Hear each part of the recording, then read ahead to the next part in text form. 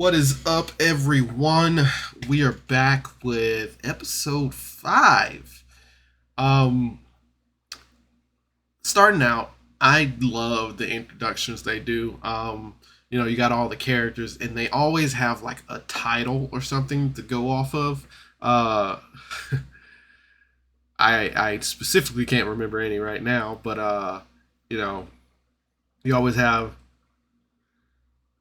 Evangeline Abernathy of the Mornstead Abernathys when Carlos introduces everybody. It's like, we have Pickles of she'll punch you in the face, blah blah blah. I love titles for it's like because every legend has a great title. But anyway, we get into the story. They stay the night at the inn, just kind of rest and recuperate. Pickles and Mirage want to leave right after their bad dream that they had. And they kind of talk things over, and they're like, "Well, we gotta figure out who that girl was and save her. It's crazy that we both had the same dream." So whatever, they talk about that, and They end up going in the hallway. Then we cut over to Spunk and Ferric. Spunk and Ferric don't. Spunk doesn't remember the name of the Rock of Bristol. Go figure. He said it wrong like 45 times. But he ends up talking to Ferric about blah blah blah this. Ferric keeps sleeping because he is really tired. For some reason, Ferric is not a morning person. But Spunk's, he decides to head out. Ambrose is really OCD about his gear. He makes sure that everything is clean, polished, organized in the morning. I mean, he does carry a lot of stuff, but it's gonna be there. But I do like those little character tidbits of things and just habits, especially when they're consistent with them. I used to play this one character that was just like pretty like scientist, and he would put on gloves all the time before he touched something. And the one time I forgot to put on gloves, it was something infectious. Uh, Spunk goes to catch. Spunk goes to check on Christopher. He's very bleak about what Christopher's getting into and him being a hero. It like Spunk lays it on thick. He's like, a lot of people die on the path of the hero, and you sure you don't want to be a cobbler? I mean, you can probably make some mean shoes. Just keep that open. Keep that checkbox there. Christopher, kind of explains to Spunk that he can make good berries. They are not good at all. They don't look good. Spunk asks to see them. Spunk names them dingleberries. Yeah, so from this moment on, Christopher's good berries are forever known as dingleberries. Spunk loves them, of course, because he'll eat anything. Spunk continues to talk to Christopher in the hallway, and everybody starts coming out of their room, and everybody just sees Christopher in his underwear in the hallway. So, yeah. Uh,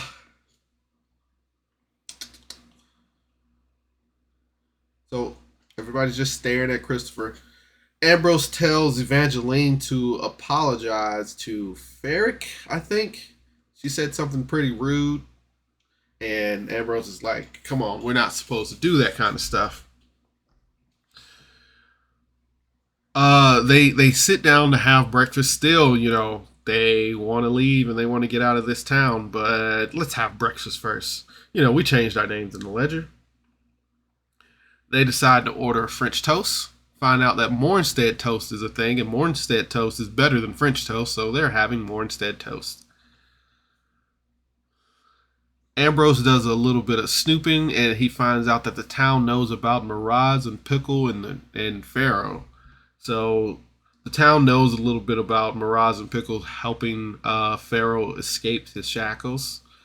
Nora comes and takes a couple of orders, and Evangeline immediately goes to pimp out Ferric. Like, hey, he can, she's like, well, next time we come here, Ferric will be more than delightful to do whatever you want him to do. Nora tries to go and tell Pickles something, she kind of whispers like, "Hey, I need to talk to you. All right, I have a message." And then Pickles just 100% is not interested. She's just like, "Hey, I don't care. Go away. I don't trust you." She ends up giving Pickles a note.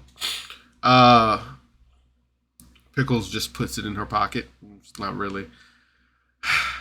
And I'm trying not to be like, you can't ever tell somebody they're playing their character wrong. That excuse me. It is 2 a.m.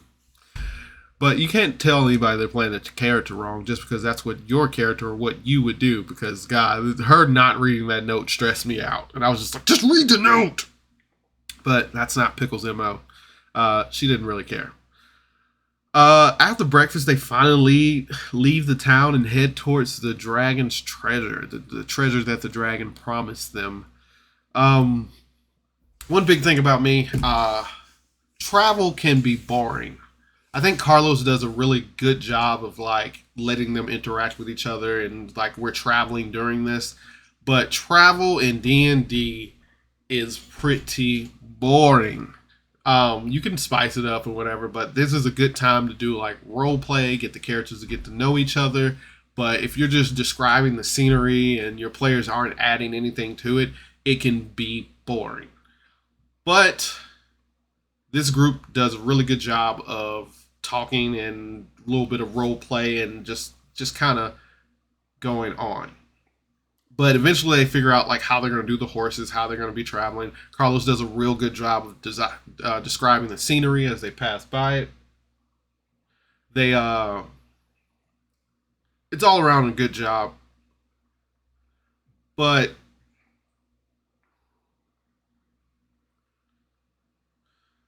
somebody, I think Miraz or somebody was like, "Hey Pickles, what did Nora have to say to you?" And then she's like, "She gave me a note." She finally looks at the note, and it's something along the lines of her dad is watching her. Pickle just crumbles up and throw it over her shoulder. She does not care. And then Ferric was talking to her, and then he was just like, "How do you know I'm not working for your dad?" And then she was like, "Do you know my dad?" And he was like, "No." And then she was like, "Case closed." uh, Pickles thinks she is a small Goliath. She gets offended when people call her a goblin. She is a small Goliath that can get big. Ferric starts to talk to Christopher about like what he can do, and Spunk, of course, thinks he can't do anything. Um, Ferric ends up punching a tree and grabbing a squirrel and eating it. They all try to help Christopher in their own way. Ambrose actually gives him a sword and is like, "Hey, let's figure out like if you can fight." Uh, Ambrose trains Christopher. He finds out that Christopher is scared to get hit in the face. Well, get hit. So Ambrose hits him. He's like, "We're gonna keep doing this until you're not scared anymore." Mirage steps in and he's like, "Hey, Ambrose, you're a sword master. Let me learn from you." Ambrose laughs and he agrees to teach them. So it is a little bit of that bonding between characters, and that kind of like, you don't want your characters to be like, "Oh, all of a sudden this character knows how to use a sword," but it shows like growth in these characters. So I really do like that happening. Then all of a sudden they hear something in the bushes. The trees are alive. They start to attack. They're mad that Ferric punched it and stole a squirrel, I guess. I don't know. And this is the problem with online campaigns, I might have said before. They use Roll20. So when we're doing combat, it's hard to. What they're doing doesn't translate well. No matter how good of a descriptive person you have, following along with this person's 5 feet away to the left around the corner, and there's this pillar right here that's about 7 feet thick, so it's just like following combat is hard. Like I said, they use Roll20 to play, and we have to use our imaginations, which again Carlos does a really good job of laying out the descriptions and the surroundings and all that stuff. but it is still sometimes difficult to be like, I can see what they are looking at. I do would I would like for them to do a YouTube episode where we can see what they see on Roll 20. There, I really wish, like, some podcasts will have the audio podcast and then there's a visual podcast. But I know that's a lot more production and, you got to hire like artists and stuff. I just want to see some artwork while I'm looking at this stuff because sometimes my imagination slips from me and I need something to concentrate on. But anyway, they start fighting. They roll initiative and it's like a whole bunch of tree folks, some ints. Evangeline's up first. Of course, she has Poppet. And Poppet can talk.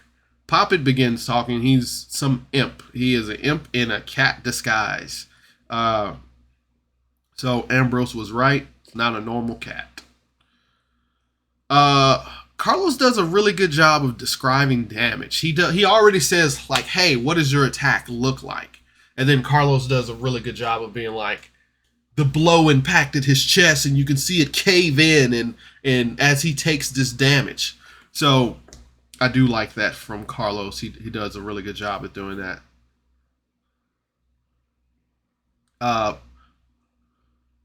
They go through combat and it's hard to like review combat, but they fight these tree monsters.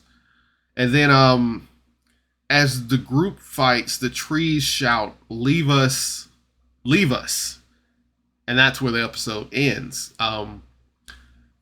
Who would know that these hour episodes feel like 10 minutes sometimes?